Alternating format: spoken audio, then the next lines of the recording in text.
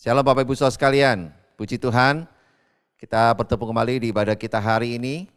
Saya percaya dan sungguh berharap Bapak Ibu, saudara-saudara sekalian, jemaat yang dikasih Tuhan, tetap sehat, tetap penuh pengharapan dan tetap bersukacita di masa-masa pandemi seperti ini, di mana kita belum bisa beribadah secara offline, tatap muka, karena memang virus corona ini belumlah reda Bapak Ibu ya, bahkan masih terlihat ada tren, ada pertambahan dan terus naik ya.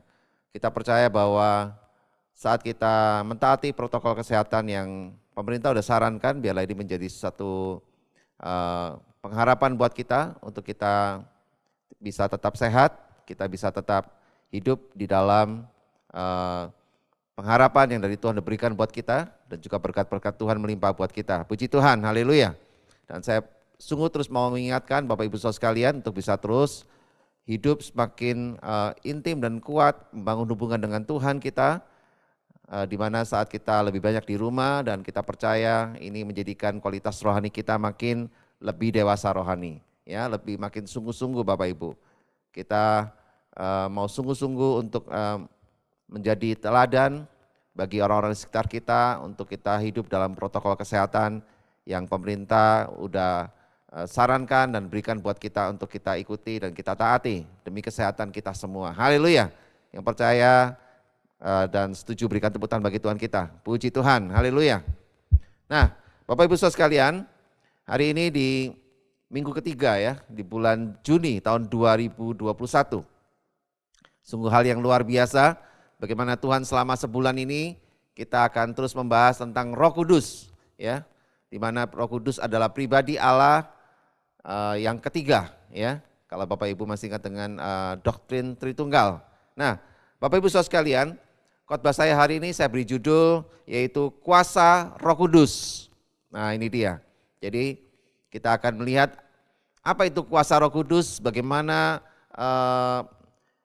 kuasa itu bisa sungguh-sungguh menolong kita, bahkan membawa kehidupan kita sebagai orang-orang percaya di dalam Kristus Yesus Tuhan, untuk kita menikmati berkat-berkat yang Tuhan berikan bagi kita, di mana Roh Kudus tinggal dalam hidup kita. Puji Tuhan Bapak Ibu Saudara sekalian. Saya akan bacakan, kita ambil dari satu teks firman Tuhan di dalam Matius pasal yang ke-10 ayat yang ke-7 sampai yang ke-8. Begini bunyi firman Tuhan.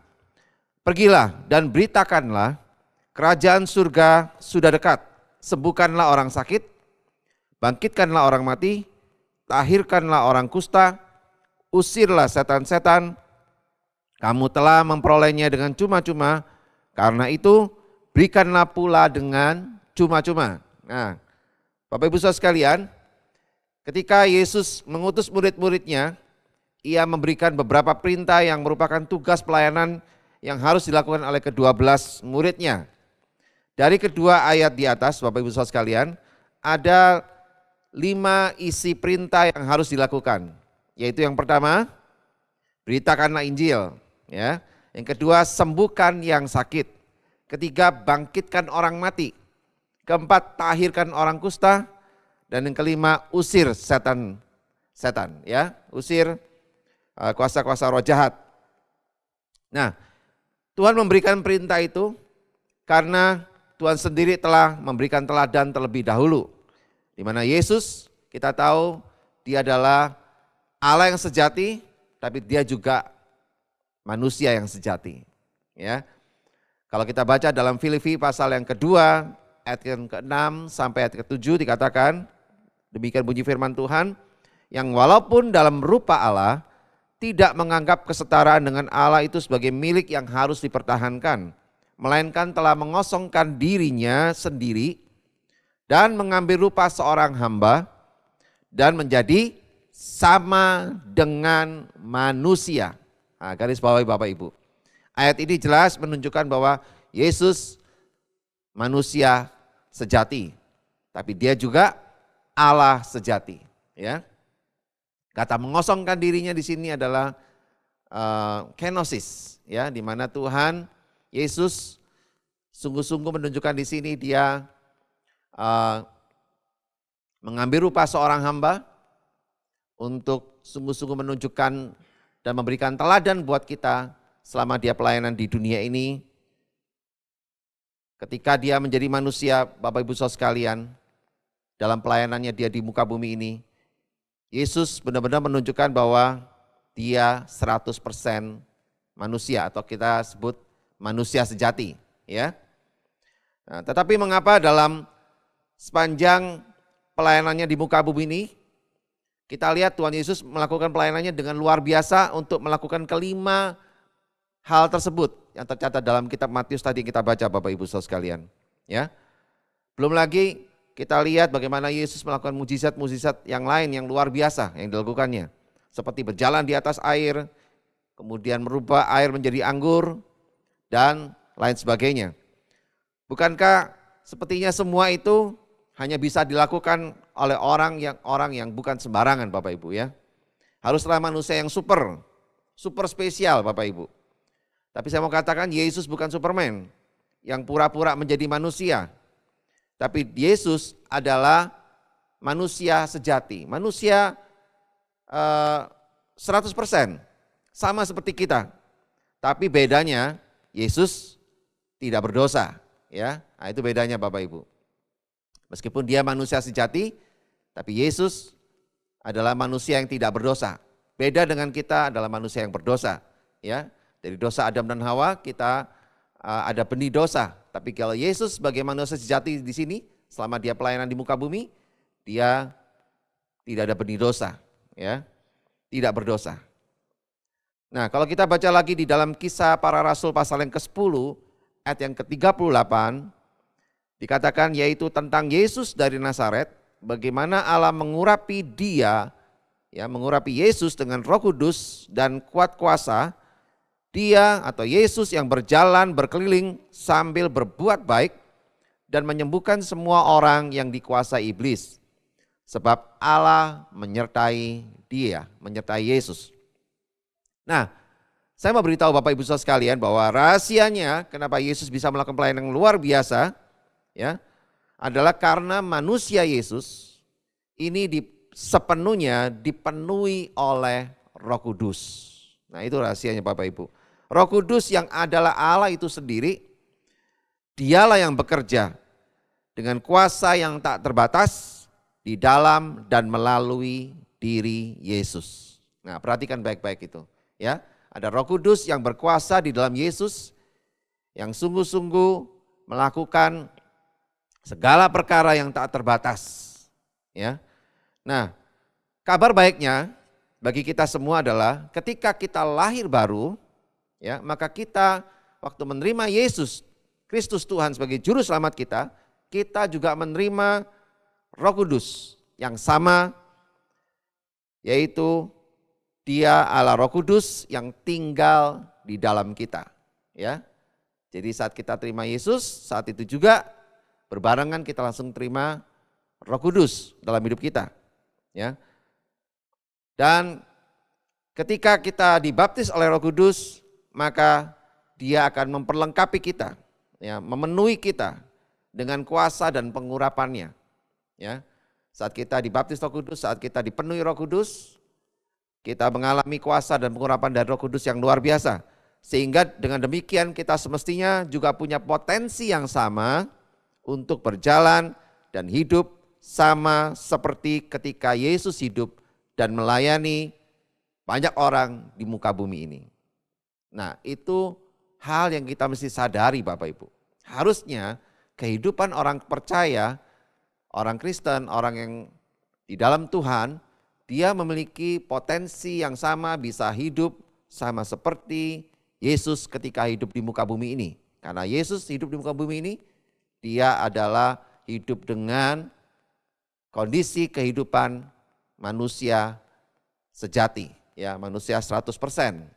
Nah, dengan dipenuhi Roh Kudus Bapak Ibu Saudara sekalian, kita ditentukan untuk berjalan dalam kuasa dan pengurapan yang supranatural, ya. Artinya di luar pikiran kita, ya, di atas akal pikiran kita. Yang tak terselami, tapi itu semua terjadi dan Tuhan sediakan buat kita semua. Yesus sudah melakukan dan mempraktekkan ketika ia datang sebagai manusia di muka bumi ini. Itulah yang Yesus janjikan buat kita orang percaya saat dia meninggalkan murid-muridnya, meninggalkan dunia ini dan dia naik ke surga. Yesus katakan sebelum dia naik, aku akan memberikan seorang penolong yang lain, yaitu Roh kebenaran, Roh Kudus, sehingga kau tidak lagi yatim piatu, tapi kau akan dituntun oleh Roh Kudus untuk mengalami kehidupan kebenaran di dalam firman Tuhan. Ya, seperti khotbah saya kurang lebih 2 minggu yang lalu. Nah, oleh karena itu Bapak Ibu, Yesus sampaikan dalam Yohanes pasal yang ke-14 ayat yang ke-12 berkata, aku berkata kepadamu, sesungguhnya barang siapa percaya kepadaku, ia akan melakukan juga pekerjaan-pekerjaan yang aku lakukan. Bahkan pekerjaan-pekerjaan yang lebih besar daripada itu. Sebab aku pergi kepada Bapa. Wow, lebih besar pekerjaan-pekerjaan kita dari apa yang Yesus lakukan. Dan di sini Bapak Ibu, kita jangan berpikir berarti kita bisa mengalahkan Yesus adalah seorang pribadi Allah. Maksud di sini ayat ini adalah di mana Yesus menyampaikan ayat Yohanes 14 ayat 12 ini dalam kondisi dia sebagai seorang manusia sejati. Secara kemanusiaan sejati, ya, secara kemanusiaan Yesus sebagai 100% manusia, maka Yesus sama seperti kita manusia. Jadi kalau dia katakan kita akan bisa melakukan pekerjaan-pekerjaan lebih besar daripada dia, jelas bisa Bapak Ibu. Karena kita punya waktu lebih panjang untuk pelayanan di muka bumi ini. Dengan usia kita yang lebih panjang pelayanannya dibandingkan Yesus yang pelayanan hanya 3,5 tahun di muka bumi ini. Ya, jelas kalau kita pelayanannya lebih dari 3,5 tahun, mungkin Bapak Ibu saudara sekalian yang menyaksikan tayangan ibadah hari ini, mungkin Bapak Ibu saudara sekalian mungkin sudah pelayanan lebih dari 3,5 tahun dibandingkan Yesus. Tentu pelayanan Bapak Ibu harusnya lebih dahsyat, lebih hebat, lebih luar biasa dibandingkan Yesus. Di mana Yesus berkata ini sebagai kemanusiaannya. Tapi secara kealahan apakah kita bisa mengalahkan kealahan Yesus? Enggak bisa, ya. Tetap manusia enggak bisa mengalahkan Allah, ya. Karena manusia adalah ciptaan Allah. Oleh karena itu Bapak Ibu, jangan salah ngerti tentang ayat Yohanes 14 ayat 12 ini, di mana Yesus katakan ini dari kondisinya dia sebagai manusia biasa, 100% manusia. Ya, sehingga makanya dia bilang ini betul Bapak Ibu. Bukan berarti ini ayat ini salah, tapi ini betul. Karena dia hanya punya kesempatan 3,5 tahun. Makanya dia bilang bahwa kalau kita yang melakukannya maka akan bisa lebih luar biasa lagi. Karena waktu kita lebih panjang pelayanannya ya. Saya dengar di sini Bapak Ibu mungkin juga udah pelayanan 5 tahun, 6 tahun, 7 tahun. Nah tapi kenyataannya kenapa? Seringkali nggak bisa lebih besar dari apa yang Yesus lakukan selama 3,5 tahun. Ya ini masalahnya yang mesti kita tuntaskan hari ini. Ya, saya mau sampaikan ini supaya Bapak Ibu ngerti apa masalahnya, kenapa itu terjadi. Ya, oleh karena itu Bapak Ibu saudara sekalian, kalau kita percaya bahwa Alkitab adalah firman Allah dan Yesus telah berfirman demikian, maka firman ini adalah kebenaran yang mengatasi segala fakta dan keraguan kita. Sesungguhnya kita bisa berjalan dalam kuasa dan pengurapan Roh Kudus yang dahsyat itu, sebab Tuhan sendiri yang memerintahkannya. Nah, itu Bapak Ibu saudara sekalian. Nah, ada satu kisah yang menarik yang saya mau sampaikan untuk membuktikan bahwa Yohanes 14 ayat 12 itu benar-benar terbukti Bapak Ibu, bahwa ada manusia di muka bumi ini yang melakukan pekerjaannya juga lebih besar daripada dibandingkan Yesus lakukan waktu di muka bumi ini. Ya, ingat ya, ayat Yohanes 14 ayat 12 itu karena Yesus berkata seperti itu karena dia berangkat dari kemanusiaannya, ya, bukan dari kealahannya, ya. Nah, di pertengahan abad yang ke-20 ada seorang hamba Tuhan dari Inggris bernama Smith Wigglesworth, ya. Smith Wigglesworth, ya. Dia orang biasa, ya, manusia biasa, sederhana, profesinya hanyalah seorang tukang ledeng. Ketika ia dibaptis dan dipenuhi Roh Kudus, kuasa Allah bekerja sungguh luar biasa melalui dirinya. Tercatat ada 14 orang mati yang pernah ia bangkitkan. Wow, ya. Belum lagi mujizat dan kesembuhan yang begitu banyak terjadi dalam pelayanan hamba Tuhan ini Bapak Ibu saudara sekalian. Ya, semua itu karena pekerjaan Roh Kudus dalam diri seorang yang bernama Smith Wigglesworth. Demikian pengakuan Smith Bapak Ibu Saudara sekalian ya. Dia sungguh telah menggenapi Yohanes 14 ayat 12 tadi.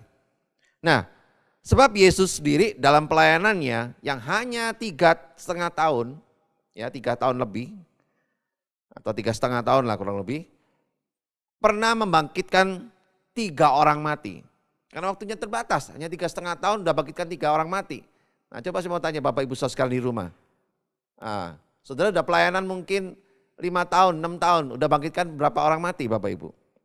Ya, mungkin ada yang bercanda, enggak bangkitkan Pak, tapi bikin mati itu orang malah. Ya kan? Mungkin dengan kata-kata saudara, mungkin dengan penghinaan saudara, orang yang tadinya baik-baik akhirnya sakit hati malah mati ya. Mati dalam kepahitan. Nah, ini yang lebih parah Bapak Ibu. Ya. Yesus datang justru untuk memberikan kebangkitan ya. Nah, oleh karena itu Bapak Ibu, kalau kita lihat saya lanjutkan ya, Yesus selama 3,5 tahun pelayanannya dia membangkitkan 3 orang mati yang tercatat dalam Alkitab. Yaitu yang pertama, anak muda, putra dari seorang janda yang tinggal di kota Nain. Kemudian yang kedua adalah Lazarus, saudaranya Maria dan Marta. Dan yang ketiga adalah anak gadis dari Yairus. Ya, nah itu 3,5 tahun. Coba kalau Yesus hidup lebih lama lagi, wow pasti lebih banyak, ya kan? Karena Roh Kudus menyertai dengan luar biasa, sama seperti Roh Kudus menyertai Smith Wigglesworth yang pelayanannya tidak 3,5 tahun. Smith Wigglesworth dia punya pelayanan tuh lebih dari 3,5 tahun. Dia berhasil membangkitkan 14 orang mati Bapak Ibu. Luar biasa ya. Kita pun juga bisa harusnya. Asal kita mau sungguh-sungguh hidup dan mengerti tentang apa yang menjadi penghalang untuk kita nggak bisa seperti itu. Nah hari ini kita akan kupas tuntas supaya Bapak Ibu mengerti mengapa seringkali kita ragu ya. Bahkan tidak mau memperhatikan baik-baik ayat firman Tuhan yang seperti itu. Ya jangan-jangan udah putus asa. Saya pernah doakan orang yang sakit dan dia minta disembuhkan. Dan saya doakan Bapak Ibu dengan luar biasa. Apa yang terjadi Bapak Ibu? Beberapa hari kemudian saya dengar orangnya sembuh? Bukan Bapak Ibu, meninggal orangnya. Ya, nah saya sempat down juga. Kok malah saya doakan malah meninggal nih orang ya. Nah, tapi saya nggak menyerah, saya coba lagi Bapak Ibu. Saya coba lagi, saya doakan orang sakit dan hasilnya apa? Meninggal lagi Bapak Ibu. Ya, saya down lagi. Tapi saya nggak menyerah. Karena ada Roh Kudus yang menguatkan saya coba lagi doakan orang sakit lagi. Nah kali ini berhasil sembuh dia. Ya, setelah itu akhirnya saya doakan orang sakit dan kemudian ada juga yang meninggal lagi. Ya nggak apa-apa. Memang kehendak Tuhan itu kedaulatan Tuhan. Kita nggak bisa ngatur Tuhan. Kita nggak bisa mengatur apa yang jadi rencana Tuhan buat orang tersebut. Tapi saya tidak pernah menyerah. Saya akan selalu doakan orang yang sakit dan kehendak Tuhan yang jadi. Ya, oleh karena itu Bapak Ibu jangan pernah menyerah. Kasih tahu sebelah kiri kanannya. Kalau pelayanan jangan cepat menyerah. Ya, kalau gagal coba lagi dan coba lagi. Ya, karena saya percaya orang yang berani mencoba adalah orang yang terus memupuk, menjadikan kegagalan itu sebagai pupuk dari keberhasilan. Amin. Yang setuju berikan tepuk tangan bagi Tuhan kita. Haleluya. Nah, sekarang kita lihat mengapa kita tidak bisa mengalami hal tersebut di atas. Ada 4 alasan. Mengapa kita tidak mengalami kuasa Roh Kudus seperti yang dialami oleh hamba-hamba Tuhan, yang dialami oleh orang-orang percaya yang kita pernah dengar, yang bisa melakukan pelayanan yang dahsyat luar biasa. Ya. Dan yang paling penting apa yang terjadi pada Yesus juga Bapak Ibu Saudara sekalian. Nah lihat, yang pertama alasannya ya, catat baik-baik. Karena apa? Karena takut. Itu nomor 1, jelas takut. Penyebab utama ialah karena takut. Takut gagal untuk mencoba sesuatu. Ya, kalau saya nggak coba lagi, saya nggak akan pernah mendoakan orang sakit dan orang sakit itu sembuh. Saya nggak akan pernah ngalamin itu. Tapi karena saya coba lagi, saya lawan rasa takut saya, akhirnya saya doakan lagi. Meskipun beberapa kali saya doakan orang sakit itu meninggal Bapak Ibu, saya coba lagi dan akhirnya saya mendoakan beberapa orang, mereka sembuh. Dan hasilnya banyak orang juga saya doakan sembuh Bapak Ibu. Puji Tuhan. Ya, nah ini dia. Kita jangan takut ya. Karena rasa takut itu seringkali kita beranggapan jika tidak terjadi sesuatu maka nanti orang akan mempermalukan diri kita. Ya malu sih memang. Awalnya waktu saya gagal doakan itu malu juga saya. Tapi ya saya mesti coba lagi. Ya. Atau karena takut itu, maka kita tidak berani lagi untuk mendoakan seseorang karena takut ditolak, padahal kita belum mencobanya lagi.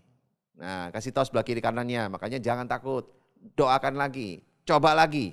Ya, yang lebih parah lagi, nggak pernah mencoba, tetap takut. Nah, ini yang lebih parah nih.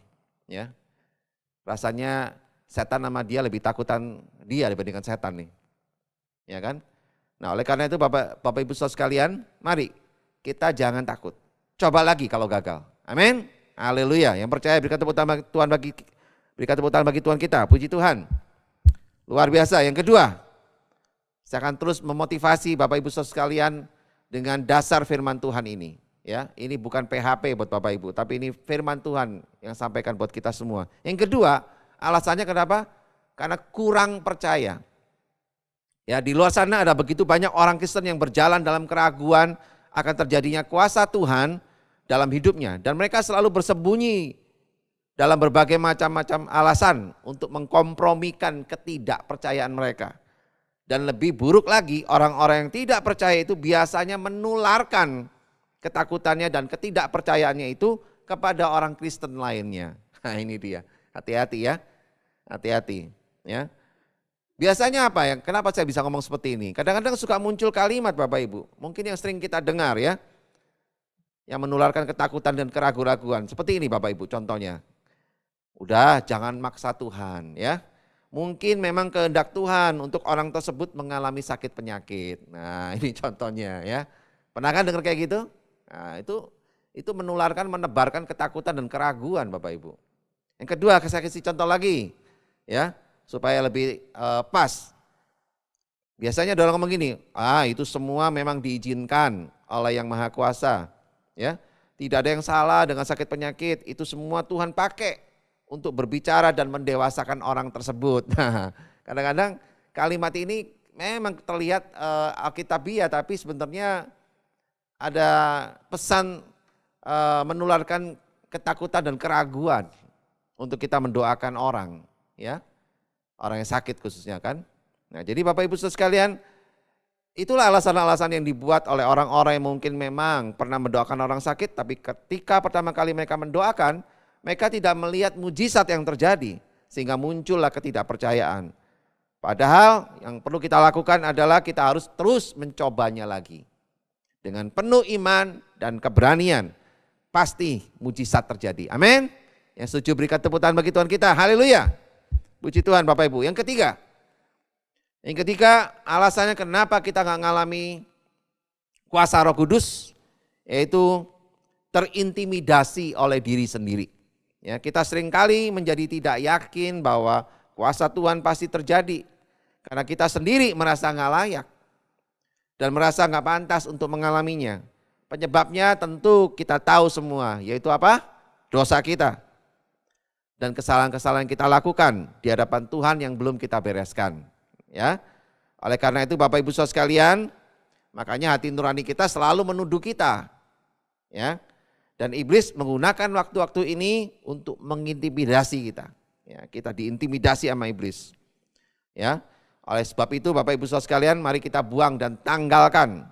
Ya, tinggalkan setiap beban dan dosa yang begitu merintangi kita, seperti ditulis dalam Ibrani pasal yang ke-12 ayat yang pertama. Ya, Bapak Ibu bisa baca di rumah. Nah, oleh karena itu bereskan setiap hal yang dapat kita terintimidasi oleh iblis. Ya, dengan tuduhan-tuduhan yang merasa kita tidak layak, yang merasa hidup kita nggak kudus, yang merasa hidup kita nggak benar. Nah, tinggalkan Bapak Ibu, tanggalkan semua itu, beresin nama Tuhan, maka percayalah bahwa anugerah Tuhan yang sempurna itu ada di dalam hidup kita. Amin. Haleluya. Yang keempat, yang terakhir, apa yang membuat kita nggak bisa mengalami kuasa Roh Kudus?